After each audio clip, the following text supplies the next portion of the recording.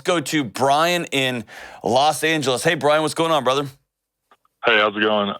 We're doing all right, man. How are you? Good. Good. My question is, how do we handle the fact that my mom has chosen the death with dignity option to end her life in the coming months? Whew, man. So what brought her to this? Death with dignity, by the way, that's just a particular state you're in. They call assisted suicide, right? Correct. So what's going on in her world? April 2018, she got diagnosed with stage 4 glioblastoma. Oh, stage man. 4 brain cancer. Yep. Since then, she was driving as of probably about a year ago. She's still driving, still talking, still doing great. She is declining, hasn't driven in a while now because of a seizure or something she had. So now we're at the fact where she is declining, but she's still able to talk to us, not really communicate well with the grandkids. It attacked her speech first. Mm-hmm.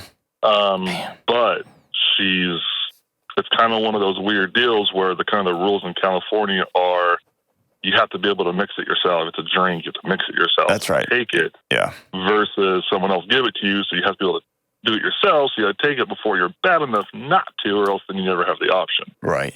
So it's a weird balance. Well, and I think the reason they do that is twofold. One is there's still some controversy in the medical community about if I give you if you don't mix it yourself, if you got to go to one pharmacy to get one thing and go to another pharmacy to get another thing. So it's it's the doctors absolving themselves of, I didn't give her that thing. She got one piece over there, one piece from over there. And the other part is my understanding is it helps delineate those who are trying to make an instantaneous decision and they still have all of their mental and physical capacity, right? So, yeah, absolutely. Man. So is she in a lot of pain on a constant basis, or is she just exhausted? Like, walk me through where she is. She's more exhausted. Her biggest thing is this is where, she has 3 kids. I'm the youngest.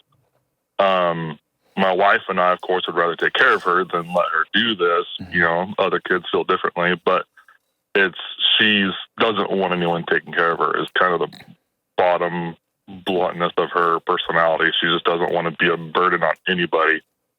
But right now, she can still talk to us. She's not in a lot of pain. She has some weird pain issues sometimes, but nothing that medication can't take care of.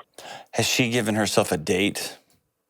So it changes daily, kind of based on her, I guess, mood that day, just as of her sarcasm coming out probably, but she has supposedly 6 months to take it. So right now she says February, which, mid-April is her 6-month, I guess, expiration date of the medication.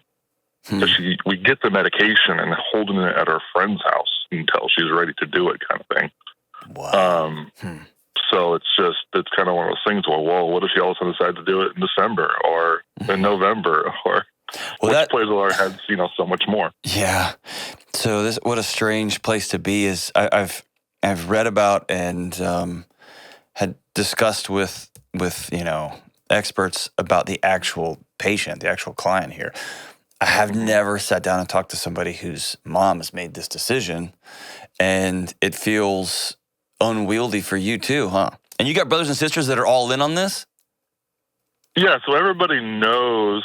So, my mom kind of we knew since she was diagnosed that, she sat us down the week after. It was like, hey, look, when it comes down to this, I'm going to fight for my right as a Californian or whatever you want to call it. She's from she was a nurse in the medical field for years. So as my right, seen this, yeah. I want to take this so that I'm not a burden or I'm not in pain or that whatever reason it is, she wanted to do it from the very beginning. So for the past couple of years, she's right now she says she's in the 16th percentile of length of life after diagnosis. Okay, so they gave her 18 months to 24 months, and she's at 3.5 years. So she's on borrowed time now, anyway, in her mind. Correct. Okay. In her mind, even in our mind too. We do understand, she is living longer than usual, right? So we all understand that. We all understand she is declining. It is going to come, but just the fact of knowing someone's going to commit suicide ahead of time is totally different than most people that deal with it. You know what I mean? Yeah. Like, it's for sure going to happen. And you got little ones too? I got 2 5-year-old twins and a 3-month-old. Jeez Louise, man. And then my brother has a 10 and an 8-year-old, so it's kind of the 10-year-old's the closest to grandma, which is, that's up to them on how they handle it. Yeah. But my 5-year-olds, they know she's sick. I don't think they understand the extent of it, and they're 5. So it's kind of, we have our own opinions, but do our opinions even matter when it's her, her choice to do this, her right, as a lot of medical professionals say. Well, so that's the best, safest, most peaceful place to be, which is a couple of things here. Well, let me ask you this. I don't want to start answering questions that you don't want. How can I help you?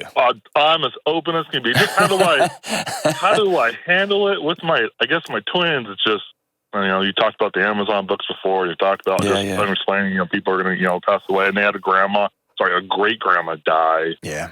A little over a year ago. So they kind of understand grandma went to heaven, stuff like that. So they understand and doesn't really bother them. And, I had a little brother, actually. I was actually the third or fourth child. Little brother died when I was 8 and he was 2. And I don't really have that. My sister, of course, she's, 6 years older than me, 4 years older than me, sorry. She's has that in her head, right? So she remembers all that. There's trauma there for sure. Where I don't have that trauma, so I don't worry about my kids as much. Yeah. I worry more, I guess, about my feeling, my wife's feelings, and how we're going to handle, the anger and the difference in grieving and all that. There you go. It's like, okay, we're going to get a phone call one day saying, hey, I'm going to take the pill in 3 days or something. Right. We call it the pill, but it's a joke we've had the drink, 3.5 years. Yeah. All right, so here's how I'll walk through with you. And this is just my thoughts on this, and obviously you and your wife are going to do what y'all are going to do. But here's my thoughts on it. The first thing is, I want you to be angry at cancer, not at mom. And you named a couple of things that I've heard about, I've had conversations about, and I've read about, which is suicide often comes down to this, it hinges on this perceived burdensomeness. There is the, I'm in pain, or I want the pain just to stop, or I have a bleak future, but often it will hinge on this third leg of the stool, which is people are better off with me not here. And that's where a lot of folks will lean into and say, whoa, you were misguided there. Your mom has a unique seat in this, is that she's been a healthcare professional. She has watched people deteriorate and get sick and lose their faculties. And I do understand. I have a different perspective of pain and death, having sat in crisis response stuff. And so I have a different, my dad is a homicide detective, has a very different picture of death and the reality and those kind of things. So a lot of people who see it up close have a very different perspective than those of us, than those others who death is more ethereal. It's an idea. We know it's going to happen. We don't really know what it looks like and how it feels and all that. I sympathize with your mom feeling like her body was taken from her and she will exact control one last time. Yeah. There's a part of me that wraps my head around that and who feels like my body betrayed me, but I will go out on my terms. And I don't want to... She asks us a lot, do we approve or do we understand? I'm like, Mom, I don't approve, but I can say I understand where you're coming from, but... Yeah. I can't ever say I approve of it. You know what I mean? It's one of those. Right. So what I want, and I don't want to get into within the medical community, with every community's got their thoughts and opinions on this. I don't want to get into that. Yeah, sure. But I want to get into the situation you find yourself in. And so here's what I'm doing if I'm you. I would make peace with my wife that this is happening, and every one of our parents will pass away at some point, period. I've sat with too many people who it was a shock. It just came, or they found out that their dad had cancer and he was gone in 3 months, or there was a car wreck, or a acute suicide, right? Whatever the thing is.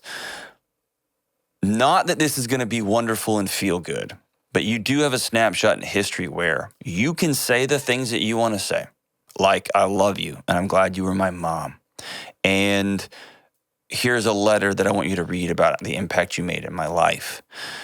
Here are some cards that the kids made because they know grandma's really, really sick. And you can choose that route. And basically someone has said, I'm taking this train. You can give them peace on that ride. Or you can say, I want you to know as you take this drink that you're betraying your son. And you can let her leave with resentment and anger and frustration and sadness. That's really the two places that I think that you find yourself in. And I'm always going to choose the hospitable route unless it is, it's somebody causing somebody else pain in our immediate sphere. That's a whole other conversation.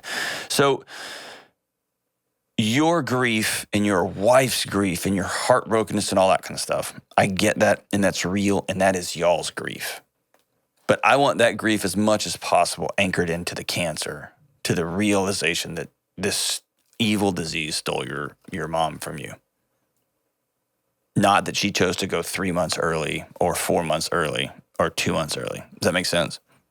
Oh, 100%. I do think your 5-year-olds, I think a conversation about grandma's real sick and she's not going to be with us for a whole lot longer.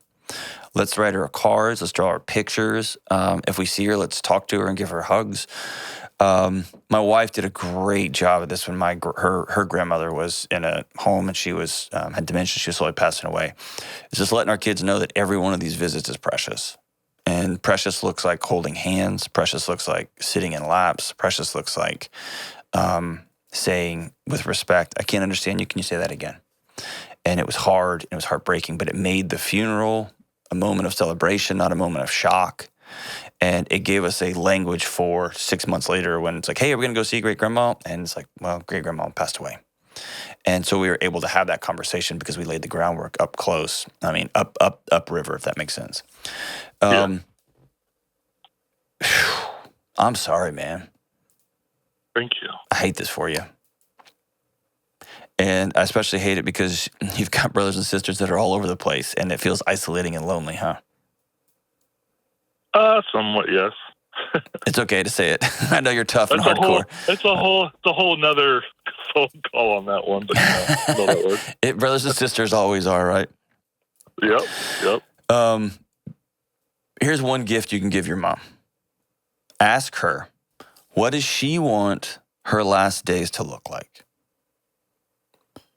Say, Mom, I know you've made this decision. You know what I think about it, and that's the last I'm going to speak on it. I want to extract every ounce of joy and connection with you that I can in the last few months that you choose. What do you want this to look like? Lots of visits?